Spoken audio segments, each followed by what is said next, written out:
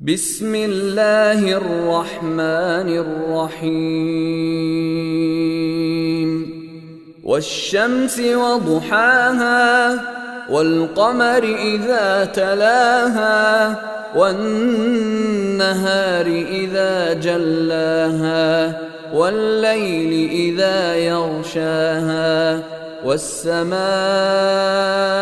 وما بناها والأرض وما طحاها ونفس وما سواها فألهمها فجورها وتقواها قد أفلح من زكاها وقد خاب من دساها كذبت ثمود بطغواها إذ انبعث أشقاها فقال لهم رسول الله ناقة الله وسقياها فكذبوه فعقروها فدمدم عليهم ربهم بذنبهم فسواها ولا يخاف عقباها.